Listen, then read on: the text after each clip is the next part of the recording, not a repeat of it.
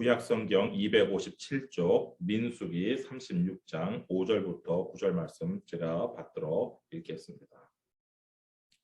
모세가 여호와의 말씀으로 이스라엘 자손에게 명령하여 이르되 요셉 자손 지파의 말이 옳도다. 슬로브앗의 딸들에게 대한 여호와의 명령이 이러하니라.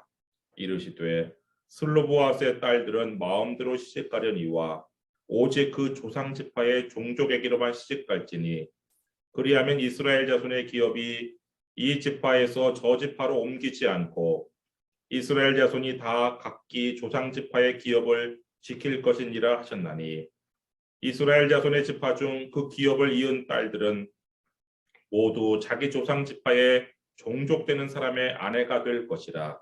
그리하면 이스라엘 자손이 각기 조상의 기업을 보존하게 되어 그 기업이 이 지파에서 저 지파로 옮기게 하지 아니하고 이스라엘 자손 지파가 각각 자기 기업을 지키리라.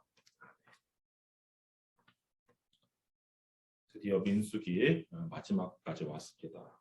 우리 민수기 첫 장은 그 이스라엘의 20세 이상 된 남자들의 인구 조사로 시작을 했어요. 민수기 마지막 장은 슬로브와 딸들의 여자들의 이야기로 끝을 맺습니다. 첫 번째 그 인구조사 결과 이 출애굽 1세대는 60만이나 되는 엄청난 대군이었어요. 그렇지만 그 정탐꾼들의 거짓 보고에 속아서 그 젖과 꿀이 흐르는 가나안 땅에 들어가지 못하고 40년간 광야 생활을 할 수밖에 없었죠. 그리고 40년간 광야 생활을 마치고 이제 두 번째 인구조사를 또 했는데 이 두 번째 인구조사의 목적은 가나안 땅을 분배하기 위함이었어요.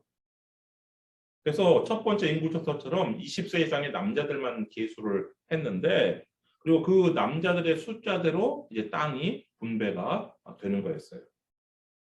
민수기 26장 52절 53절 말씀 보시면 여호와께서 모세에게 말씀하여 이르시되 이 명수대로 그러니까 각 가정에 20세 이상 남자들의 그 명수대로 땅을 나눠주어 기업을 삼게 하라. 그러니까 처음 하나님의 법은요. 아들이 많은 집에는 아주 유리해요. 아들이 많으면 땅도 많이 받아요. 아들이 적은 집은 땅도 조금 받아요. 심지어 아들이 한 명도 없다.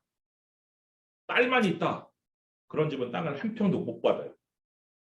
근데 다 인구를 조사해 보니까 그런 가정은 없어요. 딱 한 가정 빼놓고는. 그 가정이 어느 가정이냐? 므낫세 지파의 슬로브앗이라는 사람의 가정이었어요. 이 슬로브앗은 아들을 한 명도 못 낳고 딸만 내리 5명 낳고 죽었어요. 그래서 이 슬로브앗 집에는 엄마하고 딸 5명, 6명이 살고 있는데 인구조사를 할 때 남자가 없으니까 그 집은 인구 몇 명? 빵명 이렇게 기록이 되었어요. 인구가 빵명이니까 전쟁에 뭐 참전해서 피를 흘릴 일도 없지만 가나안 땅을 손바닥 한 뼘만큼도 받지 못하는 그런 형편이 된 거예요. 제가 미국에 와서 그 영어를 배울 때 그 우리 해화 선생님이 하던 말이 하나 있었어요. No pain, no gain. 그러니까 고통이 없으면 수학도 거두는 것도 없다. 그러니까 너희들 공부가 힘들다고 그만두면 얻는 것도 없으니까 공부 열심히 해라. 뭐 그런 의미로 no pain, no gain 이렇게 말씀했어요. 사실 no pain, no gain 그것이 우리가 사는 세상의 원리가 맞아요. 또 하나님의 원리와도 일맥상통해요. 하나님께서 원리가 뭐예요? 심는 만큼 거두는 거예요. 심는 대로 거두는 거예요. 콩 심은 데 콩 나는 거고 팥 심은 데 팥 판다는 그런 의미도 있지만 내가 노력한 만큼 거둔다는 그런 의미가 no pain, no gain이 일반 원리예요. 하나님의 원리. 그래서 하나님께서도 이런 명령을 그렇게 법을 정하신 거예요. 전쟁에 나가서 피를 많이 흘린 가정에는 땅을 많이 줘라. 이렇게. 그런데 이 슬로브앗의 딸들은요. 그 하나님의 법이 이상하게 불공평하게 느껴지는 거예요. 왜냐?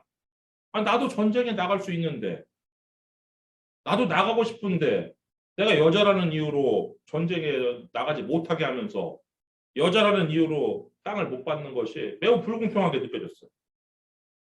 그래갖고 먼저 가만히 있지 않고 이들이 용기가 있다는 것이 그 당시 사회가 여자가 무슨 목소리를 내는 사회가 아니에요.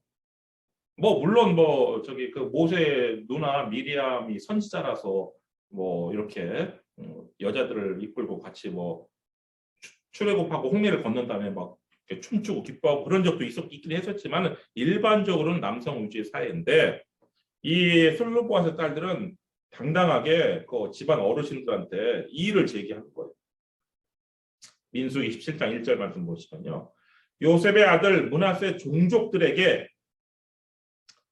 므낫세의 현손 마길의 증손 길르앗의 손자 헤벨의 아들 슬로보아스의 딸들이 찾아왔으니 그의 딸들의 이름은 말라와 노아와 호글라와 밀가와 디르사와. 그러니까 구체적으로 성경에 여자들의 이름이 기록되는 건 아주 흔하지 않아요. 아주 뛰어난 사람이라든지 예수님 어머니 마리아라든지 아니면 아주 악한 여자라든지 뭐 그 아합 왕의 아내 이세벨이라든지 이런 아주 그런 사람들만 이름이 기록되는데 이 므낫세 지파의 이 슬로보아스의 딸들의 이름은 구체적으로 기록되었어요. 첫째 딸이 장녀 말라, 둘째 딸 차녀가 노아, 셋째 딸 호글라, 넷째 딸 밀가, 다섯째 딸 막내 딸 디르사 이렇게 구체적으로 기록이 되어 있는데 이 5명의 딸들이 먼저 집안 어르신들을 찾아갔어요. 그래서 자신들의 이야기를 전했지만 이게 상달이 안 됐어요.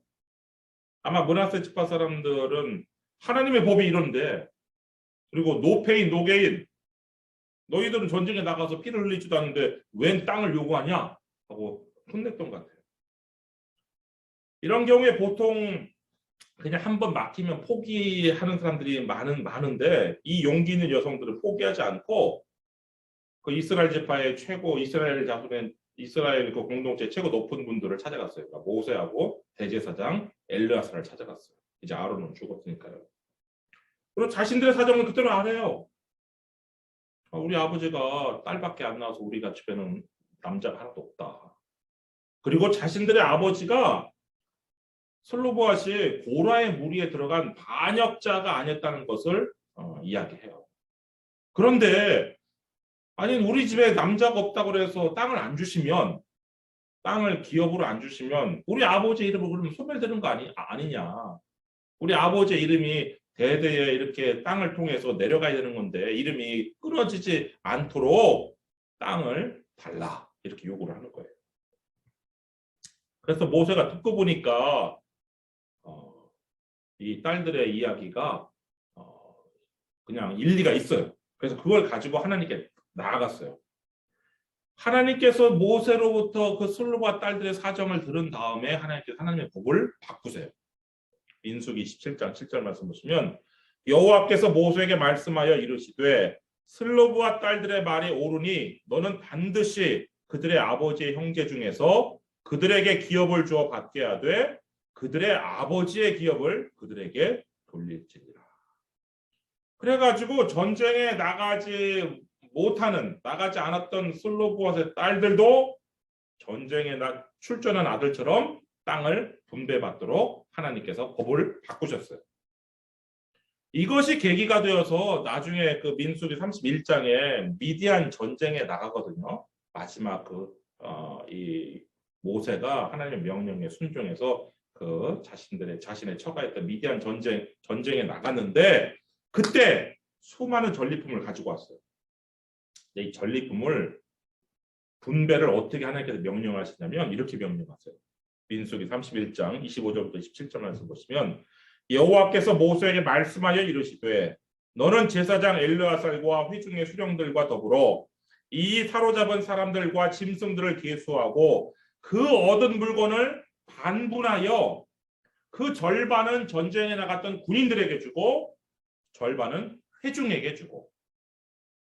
그러니까 뭐냐면요. 이제 하나님께서 어떻게 바꾸셨냐면 전쟁에 나갔던 사람들만 그전엔 전리품을 다 차지했어요. 전쟁에 나가서 피를 흘린 그 사람들만. 이게 내가 피 흘려 싸운 거니까 이거 다 내 거지. 근데 이제부터는 그렇게 안 하시고 그 전리품을 전쟁에 나가지 않은 그 회중들도 장막을 지켰던 회중들에게도 똑같이 5대 5로 이렇게 나누셨어요. 그러니까 이게 또 그 전쟁에 나가 싸운 사람들 입장에서는 불공평하게 느껴질 수도 있었는지는 모르겠지만 그래도 그 하나님의 전통이 계속 내려갔어요. 내려갔는데 다윗 시절에 그 전통이 한번 깨어질 뻔했어요. 이 다윗이 왕이 되기 이전에 그 야인 시절에 그 사울 왕으로부터 도망쳤을 때 이 다윗한테 사람들이 모여들었어요.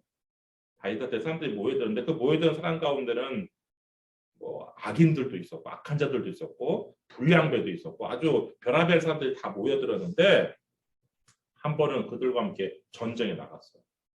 전쟁에 나가가지고 이렇게 전리품을 얻었는데 그 전리품을 분배하는 과정에서 그들이 이렇게 얘기를 하는 거예요.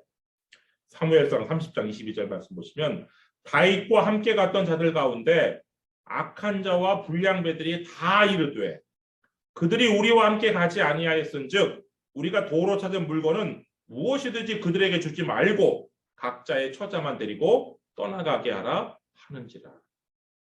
그러니까 이 악한 자와 불량배들이요, 다윗과 함께했던 악한 자와 불량배들이 전리품의 분배를 놓고서는 우리가 목숨 걸고 싸웠으니까 이건 다 우리 거야 이러는 거예요.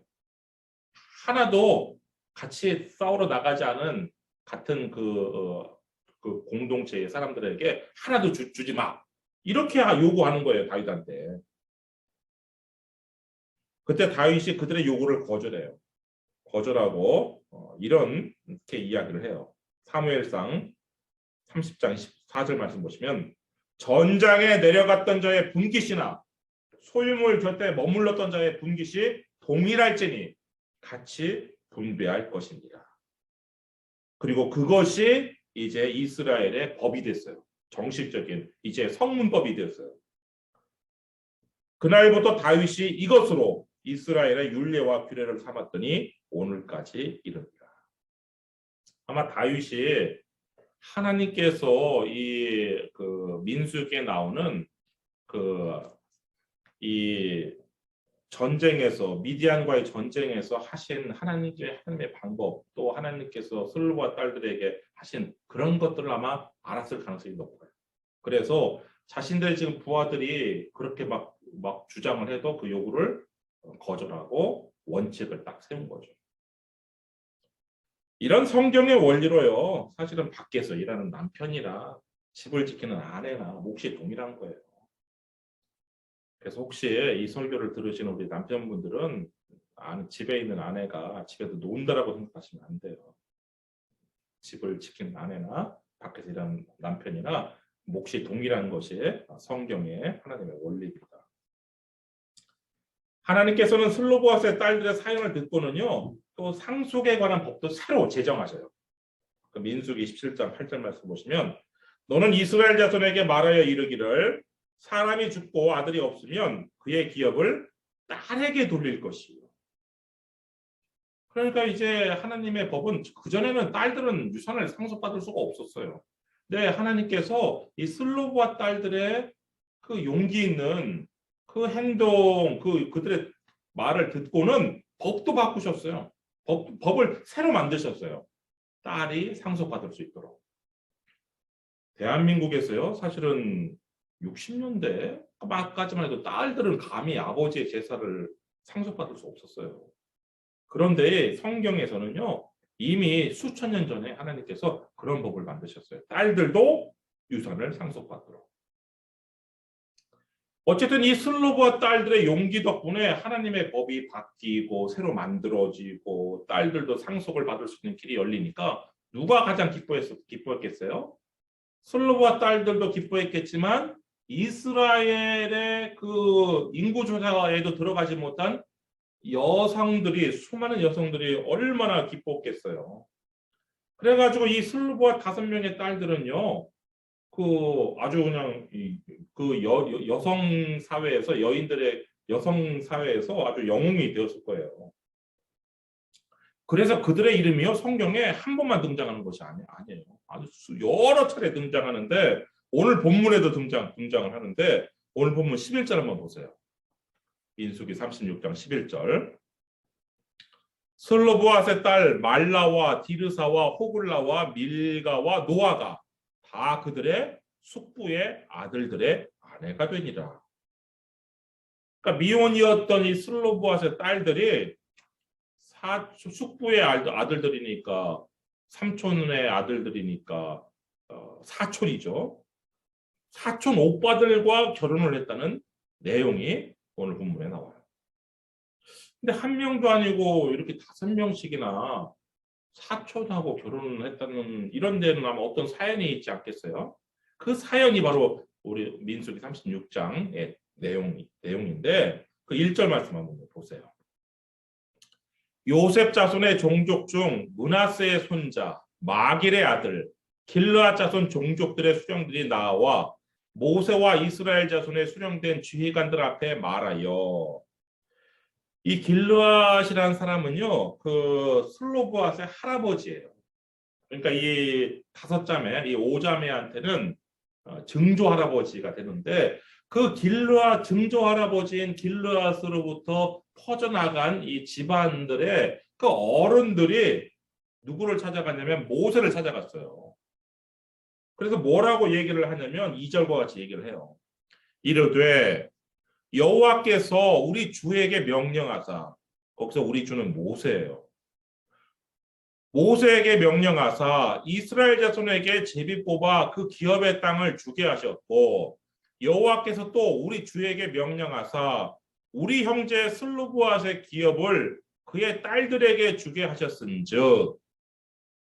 그러니까 지금까지 일어난 사건들을 그대로 그냥 되짚어 보는 거예요. 하나님께서 모세 당신에게 명령하셔서 각 지파의 땅들을 이렇게 가나안에서 제비 뽑아서 분배받도록 하셨죠. 분배받게 하셨죠. 그리고 슬로보아 딸들이 지난번에 하나님 앞에 요청해서 딸인 슬로보아의 딸들에게도 똑같이 아들들처럼 이 기업의 땅을 주게 하셨죠. 이렇게 되짚어봐요. 그 다음에 그런데 이제 충분히 일어날 수 있는 상황을 가정을 해요. 3절.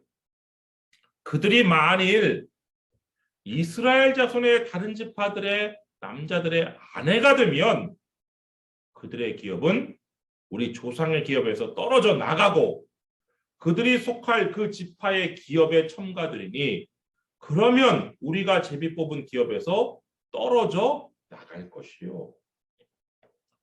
지금 슬로보앗의 딸들은요, 저기 이스라엘 공동체사로 유명 인사가 됐어요.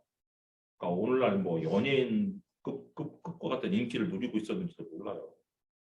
또 뭐 미모에 대한 이야기는 나오지 않지만 여하튼 아주 유명한 여인들이에요. 그러니까 이 지파 남자나 저 지파 남자나 이 슬로보아 딸들을 아내로 맞이하고 싶었을지도 몰라요. 그 다음에 이 슬로보아의 딸들에게는 또 뭐가 있어요? 이제 땅이 있어요. 그 당시 결혼은요, 여자랑 결혼하면 남자가 여자의 부모한테 돈을 줘야 되는 그런 문화예요. 그래서 그 야곱이 아내를 얻기 위해서 열심히 줄 돈이 없으니까 7년 동안 열심히 노동력으로 준 거 아니에요? 그런데 이 슬로바스 딸들은 결혼하면 아버지 돌아가셨으니까 아버지한테 줄 돈도 필요 없고 오히려 땅을 가지고 시집 와요. 그러니까 얼마나 이 슬로바 딸들이 그냥 결혼 1순위가 됐겠어요. 이스라엘 지파의 모든 남자들에게 있어서. 그래서 만에 하나라도 또 가만히 보니까 이 슬로보아의 딸들 중에 한 명이 다른 지파 남자하고 사귀는 것 같아요. 그래갖고 이 므낫세 지파의 이 어른들이 이렇게 우려를 이야기하는 거예요. 만약에 그 슬로보아 딸들이 다른 지파 남자랑 결혼해서 땅을 가져가면 그럼 우리 므낫세 지파의 땅이 그쪽으로 그 지파로 가는 거 아니냐. 더군다나 4절 이스라엘 자손의 희년을 당하여, 희년이라는 것은 50년마다 한 번씩 오는 모든 것이 리셋하는 그런 해예요. 50년 동안 무슨 여러 가지 일들이 있어서 내 내가 내 땅의 내가 받은 땅이 뭐 다른 집으로 팔려가고 어디 다른 지파로 팔려갔어도 다시 원래대로 다시 돌아오는 게 희년인데, 이스라엘 자손의 희년을 당하여 그 기업이 그가 속한 지파에 첨가될 것이라. 그런즉 그들의 기업은 우리 조상 지파의 기업에서 아주, 그러니까 잠시 지금 시집 갔을 때만 삭감되는 것이 아니라 아주 삭감들이다. 이렇게 이야기를 하는 거예요. 이런 지적을 하니까 이렇게 이 일을 하나님 앞에 현재 법에 좀 모순을 이렇게 지적을 하니까 모세가 또 이 내용을 하나님께 아뢰요. 그리고 하나님께서 이런 응답을 받아요. 5절 말씀 보시면, 모세가 여호와의 말씀으로 이스라엘 자손에게 명령하여 이르되 요셉 자손 지파의 말이 옳도다. 요셉 지파 자손의 말이 옳도다. 옳다는 거예요. 그리고 슬루브와 딸들에게 하나의 명령을 내리세요. 6절, 슬로보앗의 딸들에게 대한 여호와의 명령이 이러하니라. 이르시되 슬로보앗의 딸들은 마음대로 시집가려니와 오직 그 조상 지파의 종족에게로만 시집갈지니. 이 하나님의 명령은요, 슬로보앗 딸들의 결혼의 자유를 제한하는 것이었어요. 억지 혼인을 시키는 건 아니에요. 하나님께서 너 저 남자랑 무조건 결혼해, 이건 아니에요. 이건 아니지만 선택권이 12분의 1로 줄어들었어요. 전에는 12지파 어떤 남자랑 결혼해도 괜찮았어요. 근데 이제는 오직 므낫세 지파 남자하고만 결혼을 해야 되는 거예요. 이어서 하나님께서 항상 명령을 내리실 때 반드시 왜 그런지 이유를 함께 제기하세요. 그러니까 이것이 하나님께서 굉장히 합리적인 분이시라는 걸 우리가 느낄 수가 있는데, 어떤 명령이 우리가 주어졌을 때 이유가 없는 그냥 무조건 따라, 무조건 들어, 이런 거는 하나님의 속성은 아니에요. 일반적인 하나님의 속성은 아니에요. 7절 말씀 보시면 그 이유가 뭐냐? 그리하면 이스라엘 자손의 기업이 이 지파에서 저 지파로 옮기지 않고 이스라엘 자손이 다 각기 조상 지파의 기업을 지킬 것이니라 하셨나요? 이게 뭐냐면요, 하나님께서요 뭘 중요시 여기냐면 경계선을 중요시 여기고 있어요. 경계선. 그래서 각 지파마다 경계선을 하나님께서 정해 주셨는데, 이 경계선이 무너지어서는 안 된다는 것이 하나님의 중요한 대원칙이에요. 지금 나중에요 그 신명기에 가면은 하나님께서 이런 명령을 내리세요. 신명기 19장 14절 말씀 보시면, 내 하나님 여호와께서 내게 주어 차지하게 하시는 땅, 곧 내 소유가 된 기업의 땅에서 조상이 정한 내 이웃의 경계표를 옮기지 말지니라. 이웃과요, 오늘날 뭐 우리가 이렇게 담은 없지만, 뭐 담이 있는 곳도 있지만 담은 없지만 그래도 대략적인 경계선이 뭐 이렇게 잔디 깎을 때 이렇게 나타나잖아요. 그렇지만 과거에는 이제 그 경계표라는 게 있었어요. 근데 이 경계표라는 것을 뭐 누구든 쉽게 옮길 수 있는 그런 거였어요. 경계표를 이렇게 조금씩 욕심을 가지고 이렇게 옮기는 그런 사람들이 있었어요. 근데 그런 행동을 미리 하지 말라고 경고를 하세요.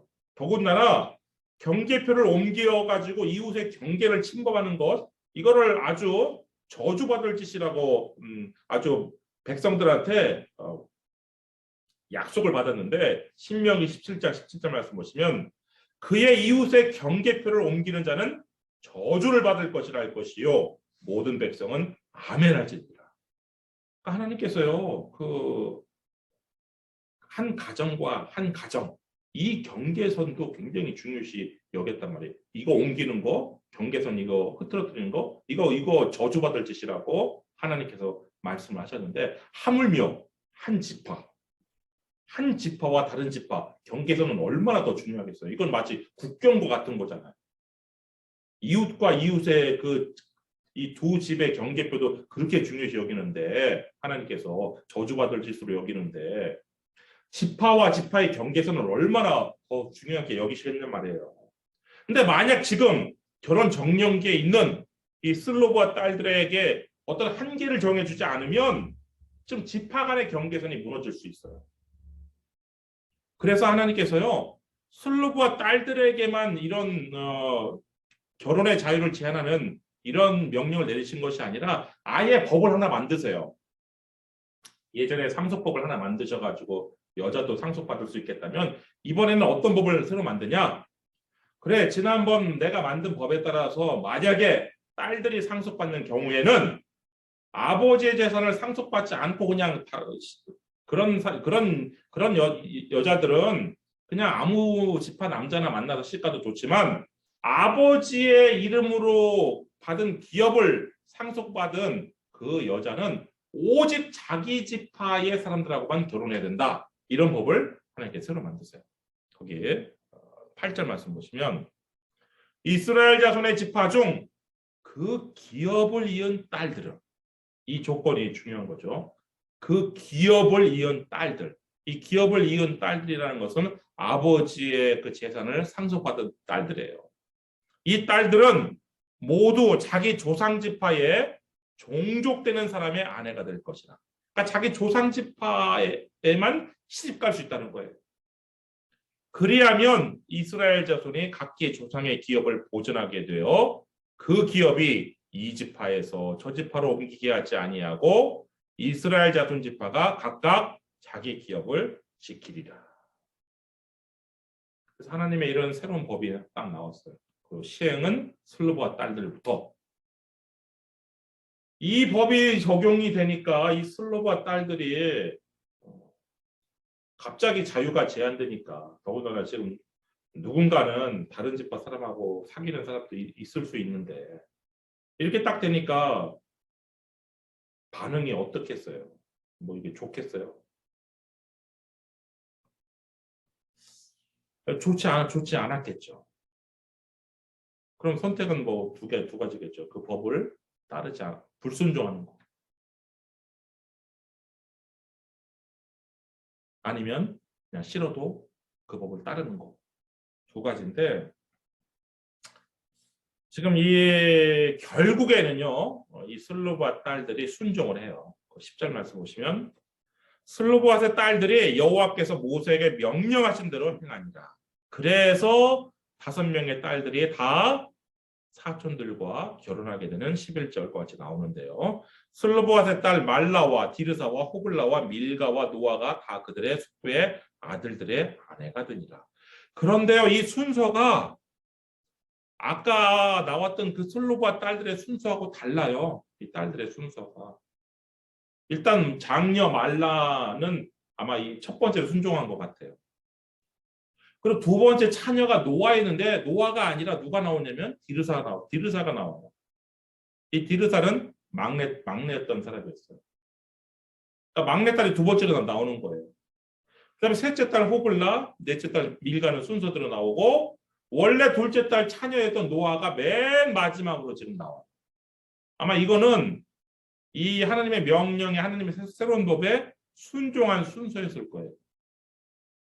그래서 장녀가 가장 먼저 순종하고 막내가 두 번째 순종하고 세 번째, 네 번째, 그 다음에 원래 둘째 딸이었던 이 노아가 맨 마지막으로 순종했던 것인데 이런 걸 보면 혹시 노아에게는 다른 지파 사람의 연인과 결혼 뭐 이렇게 연인인 그런 사이가 아니었을까 그런 싶은데 어떤 슬로브와 딸들의 순종으로 말미암아 이 므낫세 지파의 이 경계선이 지켜져요. 12절 말씀 보시면 그들이 그러니까 이 슬로브와 딸들이 요셉의 아들 므낫세 자손의 종족 사람의 아내가 되었으므로 그들의 종족 지파에 그들의 기업이 남아 있었더라. 그래서 이들의 순종으로 그 므낫세 지파 자신의 개인적인 자유는 비록 제한되었지만 자신의 그 개인적인 자유의 제한으로 말미암아 이 므낫세 지파의 경계선이 지켜졌고 더 나아가 하나님의 질서가 이렇게 지켜졌던 것이죠. 그리고 민수기의 맨 마지막 장의 맨 마지막 절은 뭘로 끝나냐? 13절 이는 여리고 맞은편 요단가 모압 평지에서 여호와께서 모세를 통하여 이스라엘 자손에게 명령하신 계명과 규례니라. 그러니까 이 민수기가 뭘로 끝나냐면요. 슬로바 딸들이 순종했고 그리고 이스라엘 백성에게 법이 주어졌다. 이렇게 이런 말씀으로 끝이 나요. 여러분 법이요 지금 민수기에 수많은 법이 나와요. 그리고 막 법이 바뀌기도 하고 현실에 맞게 그리고 법이 새로 제정되기도 해요. 오늘 또 한 법이 새로 제정됐어요. 지난번에 한 법이 또 새로 제정됐고. 여러분 법이라는 건요. 법이 이렇게 많아진다는 것은 사회가 그만큼 발전한다는 뜻이에요. 에덴 동산에서 아담과 하와 그냥 두 명이 벌거벗고 살 때는 무슨 법이 필요해요? 그때는 법이 딱 하나밖에 없었어요. 동산 중앙에 있는 나무의 실과를 선악을 알게 나무의 실과를 먹지 말아라. 법이 하나밖에 필요 없었어요. 그러나 지금 인구가요 남자만 60만 명이고요 여자 어린이 다 합치면 수백만이에요. 수백만 명이 되는 이스라엘 백성에게는요 많은 법이 필요한 거예요. 여러분 하나님께서 이스라엘이라는 국가에게 주신 법이 몇 개일 것 같아요?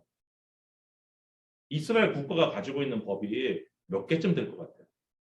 성경에 그 개수가 나오거든요. 호세아 8장 12절 말씀 보시면 내가 그를 위하여 내 율법을 10,000가지로 기록하였으니 그들은 이상한 것으로 여기도다.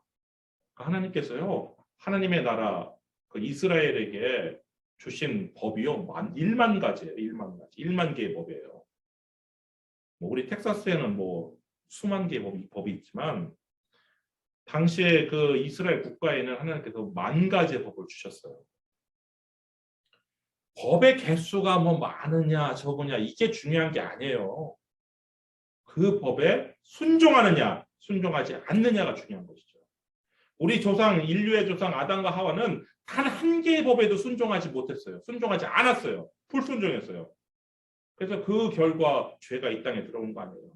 그리고 그 죄의 문제를 해결하기 위해서 예수님께서 이 땅에 오신 거 아니에요. 법이 많고 적고가 중요한 것이 아니라 그 법을 지키느냐 안 지키느냐 이게 중요한 거예요. 멸망 직전의 이스라엘 백성들은요 하나님의 법을 자신과는 아무런 관계가 없는 것처럼 이상하게 여겼어요. 그러니까 멸망하는 거예요. 그러나 오늘 본문의 슬로브와 딸들은 자기의 결혼의 자유를 제한하는 법에도 순종을 했어요. 그리고 그 순종이 그들을 가나안 땅으로 인도한 것이죠. 여러분 하나님의 법, 또 우리 감리교의 법이 우리 자유를 제한하는 것처럼 보여도 여러분들이 순종한다면 그 순종이 우리를 젖과 꿀이 흐르는 땅으로 인도할 것인데 우리 에블린 한인감리교의 모든 성도님들 하나님의 법에 또 교회의 법에 우리 순종함으로 축복받는 우리 에블린 한인감리교의 교인들 되시기를 주님의 이름으로 축원합니다. 기도하겠습니다.